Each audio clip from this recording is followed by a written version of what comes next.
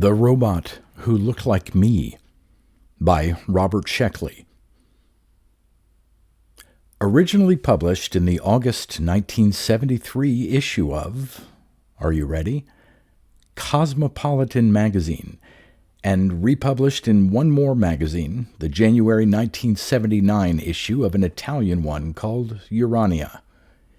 Appearances in collections of the author's stories include The Robot Who Looked Like Me in 1978, which had a French translation in 1987, a German one in 1981, Is That What People Do? In 1984, and the collected short fiction of Robert Sheckley in 1991. It appeared in one anthology called We, Robots in 2020. Read by Darrell T. Smith II for my channel, Quasar Spectra. The Robot Who Looked Like Me. Snaith's Robotorama is an unprepossessing shop on Boulevard KB 22 near the Uhuru Cutoff in Greater New Newark. It is sandwiched between an oxygenator factory and a protein store. The storefront display is what you would expect. 3 full-size humanoid robots with frozen smiles dressed occupationally. Model PB2, the French chef. Model LR3, the British nanny. Model JX5, the Italian gardener. All of them ready to serve you and bring a touch of old-world graciousness into your home. I entered and went through the dusty showroom into the workshop, which looked like an uneasy combination of slaughterhouse and giant's workshop. Heads, arms, legs, torsos were stacked on shelves or propped in corners. The parts looked uncannily human, except for the dangling wires. Snaith came out of the storeroom to greet me. He was a little gray worm of a man, with a lantern jaw and large red dangling hands. He was some kind of a foreigner. They're always the ones who make the best bootleg robots. He said, "It's ready, Mr. Watson." My name is not Watson. Snaith's name is not Snaith. All names have been changed here to protect the guilty. Snaith led me to a corner of the workshop and stopped in front of a robot whose head was draped in a sheet. He whisked off the sheet. It was not enough to say that the robot looked like me. Physically, this robot was me, exactly and unmistakably, feature for feature, right down to the textures of skin and hair. I studied that face, seeing as if for the first time the hint of brutality in the firmly cut features, the glitter of impatience in the deep-set eyes. Yes, that was me. I didn't bother with the voice and behavior tests at this time. I paid Snaith and told him to deliver it to my apartment. So far, everything was going according to plan. I live in Manhattan's Upper Fifth Vertical. It is an expensive position, but I don't mind paying extra for a sky view. My home is also my office. I am an interplanetary broker specializing in certain classes of rare mineral speculations. Like any other man who wishes to maintain his position in this high-speed competitive world, I keep to a tight schedule. Work consumes most of my life, but everything else is allotted its proper time and place. For example, I give 3 hours a week to sexuality, using the Doris Jen's executive sex plan and paying well for it. I give 2 hours a week to friendship and 2 more to leisure. I plug into the sleep inducer for my nightly quota of 6.8 hours, and also use that time to absorb the relevant literature in my field via hypnopedics, and so on. Everything I do is scheduled. I worked out a comprehensive scheme years ago with the assistance of the Total Life's Plan people, punched it into my personal computer, and have kept to it ever since. The plan is capable of modification, of course. Special provisions have been made for illness, war, and natural disasters. The plan also supplies 2 separate sub-programs for incorporation into the main plan. Sub-Program 1 posits a wife and revises my schedule to allow 4 hours a week interaction time with her. Sub-Program 2 assumes a wife and 1 child and calls for an additional 2 hours a week. Through careful reprogramming, these sub-programs will entail a loss of no more than 2.3% and 2.9% of my productivity, respectively.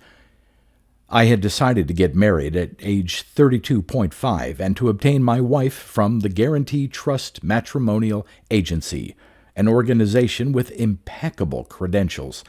But then something quite unexpected occurred. I was using one of my leisure hours to attend the wedding of one of my friends. His fiancée's maid of honor was named Elaine. She was a slender, vivacious girl with sun-streaked blonde hair and a delicious little figure. I found her charming, went home, and thought no more about her. Or I thought I would think no more about her, but in the following days and nights her image remained obsessively before my eyes. My appetite fell off, and I began sleeping badly. My computer checked out the relevant data and told me that I might conceivably be having a nervous breakdown, but the strongest inference was that I was in love. I was not entirely displeased. Being in love with one's future wife can be a positive factor in establishing a good relationship. I had Elaine checked out by Discretion Incorporated and found her to be eminently suitable. I hired Mr. Happiness, the well-known go-between, to propose for me and make the usual arrangements. Mr. Happiness, a tiny white-haired gentleman with a twinkling smile, came back with bad news. "The young lady seems to be a traditionalist," he said. "She expects to be courted." "What does that entail specifically?" I asked. "It means that you must videophone her and set up an appointment, take her out to dinner, then to a place of public entertainment, and so forth." "My schedule doesn't allow time for that sort of thing," I said. "Still, if it's absolutely necessary, I suppose I could wedge it in next Thursday between 9 and 12 p.m. "That would make an excellent beginning," Mr. Happiness said. "Beginning? How many evenings am I supposed to spend like that?" Mr. Happiness figured that a proper courtship would require a minimum of 3 evenings a week and would continue for 2 months. "Ridiculous," I said. "The young lady seems to have a great deal of idle time on her hands." "Not at all," Mr. Happiness assured me. "Elaine has a busy, completely scheduled life, just like any educated person in this day and age. Her time is completely taken up by her job, family, charities, artistic pursuits, politics, education, and so forth." "Then why does she insist upon this time-consuming courtship?" "It seems to be a matter of principle. That is to say, she wants it." "Is she given to other irrationalities?" Mr. Happiness sighed. "Not really, but she is a woman, you know." I thought about it during my next leisure hour.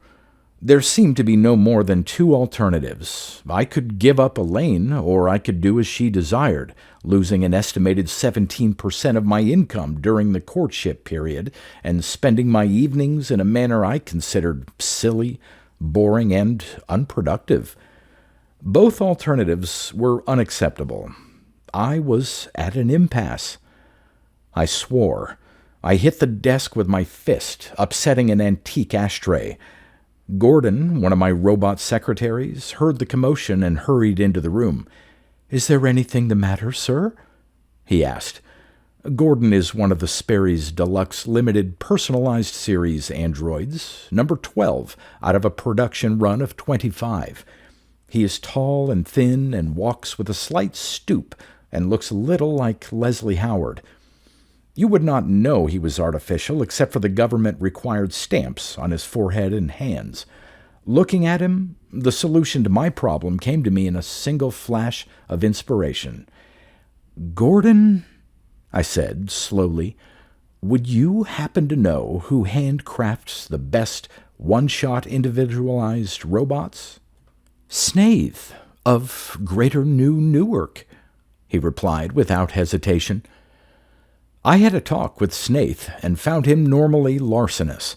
He agreed to build a robot without government markings, identical to me, and capable of duplicating my behavior patterns.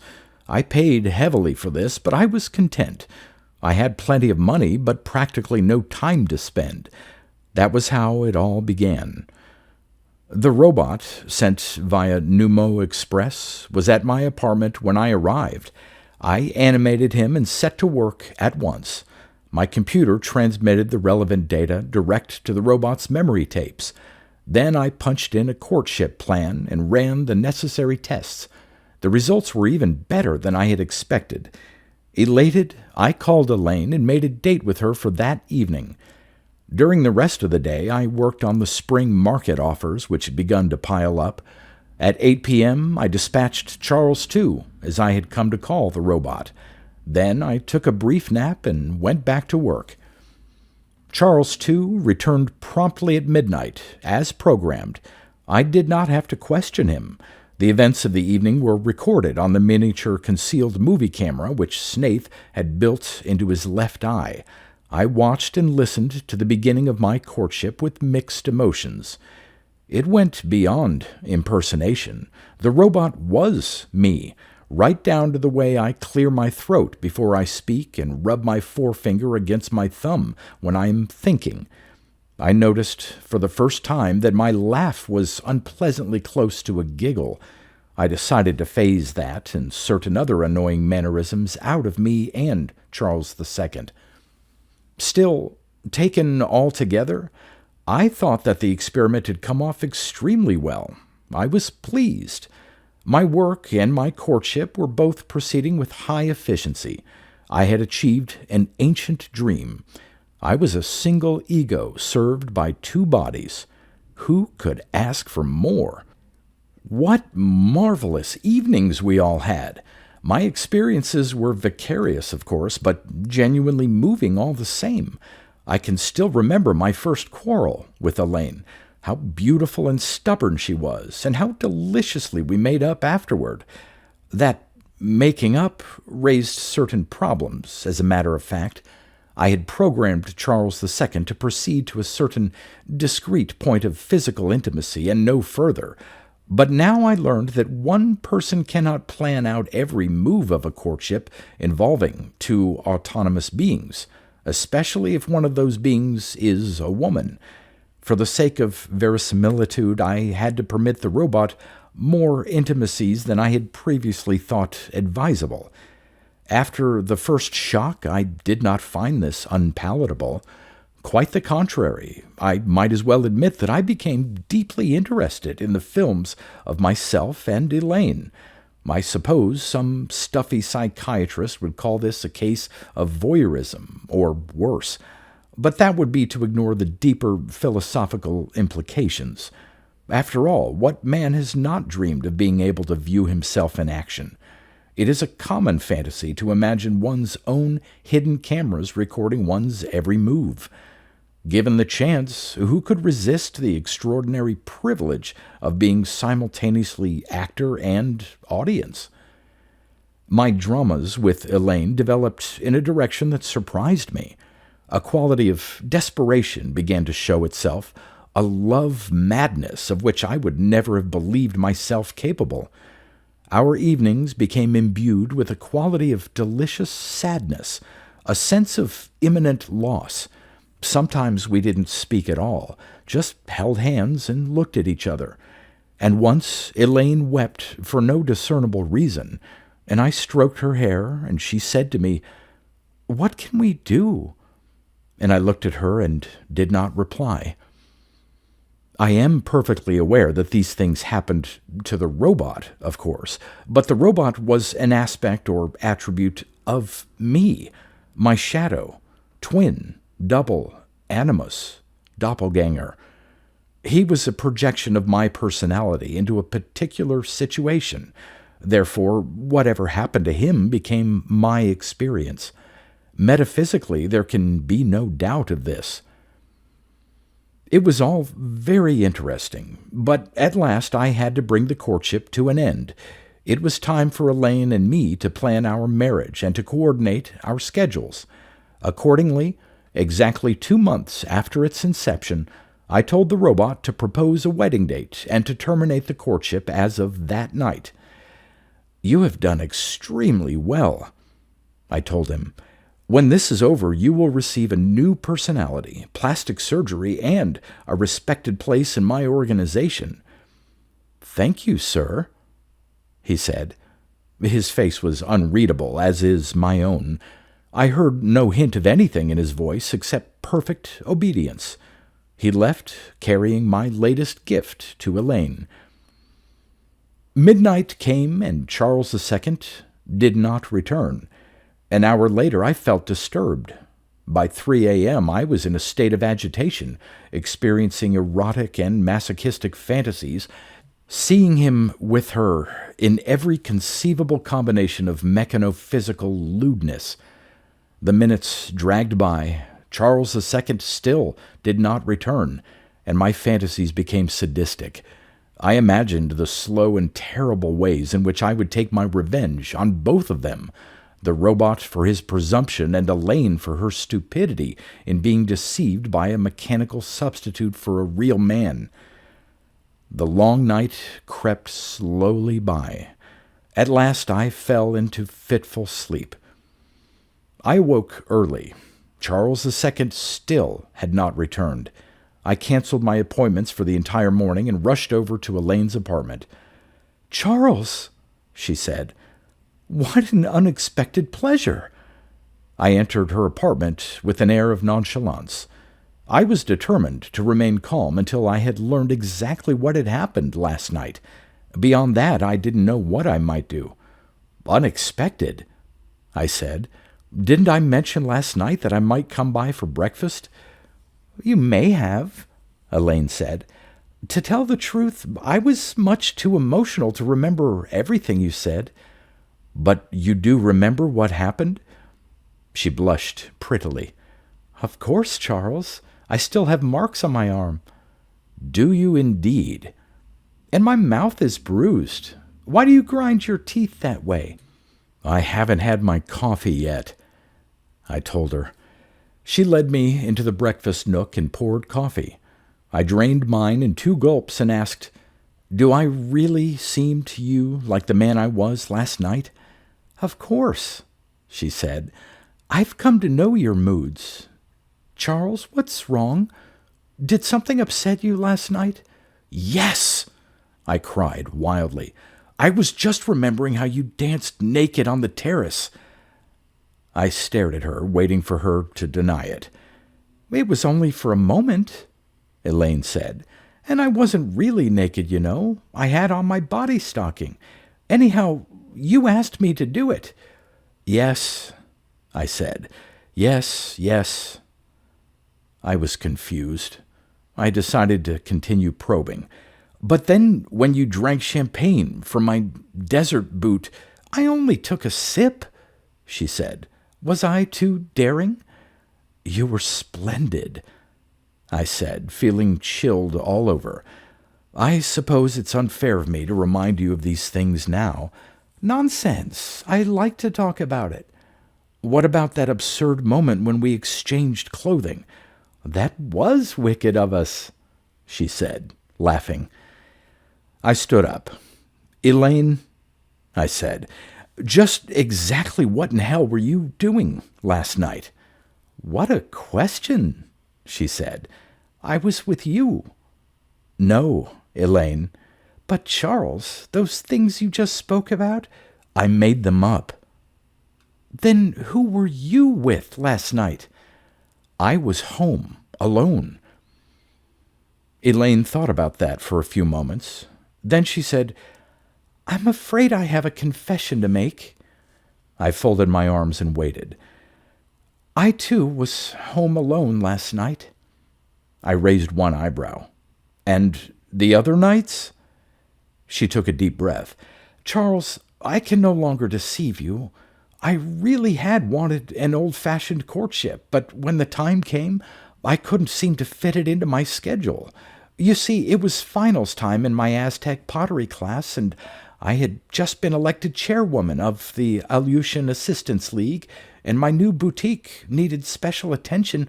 So what did you do? Well, I simply couldn't say to you, look, let's drop the courtship and just get married. After all, I hardly knew you. What did you do? She sighed. I knew several girls who had gotten themselves into this kind of spot. They went to this really clever robot maker named Snaith. Why are you laughing? I said, I do have a confession to make. I have used Mr. Snaith too. Charles, you actually sent a robot here to court me? How could you? Suppose I had really been me. I don't think either of us is in a position to express much indignation. Did your robot come home last night? No. I thought that Elaine too and you...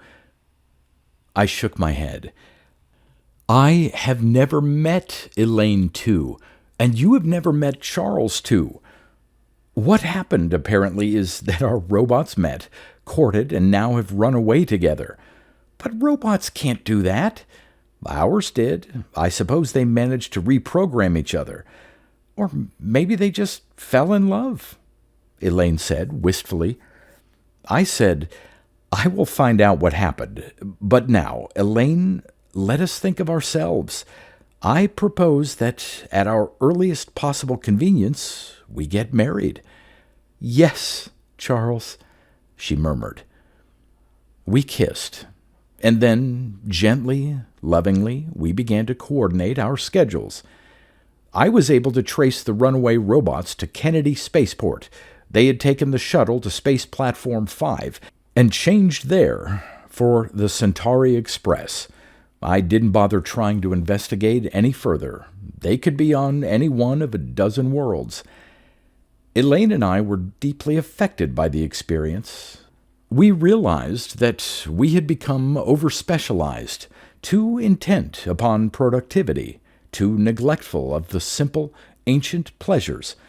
We acted upon this insight, taking an additional hour out of every day, 7 hours a week, in which simply to be with each other. Our friends consider us romantic fools, but we don't care. We know that Charles too and Elaine too, our alter egos, would approve. There is only this to add. One night, Elaine woke up in a state of hysteria. She had had a nightmare. In it, she had become aware that Charles too and Elaine too were the real people who had escaped the inhumanity of Earth to some simpler and more rewarding world. And we were the robots they had left in their places, programmed to believe that we were human. I told Elaine how ridiculous that was. It took me a long time to convince her, but at last I did. We are happy now, and we lead good, productive, loving lives. Now, I must stop writing this and get back to work.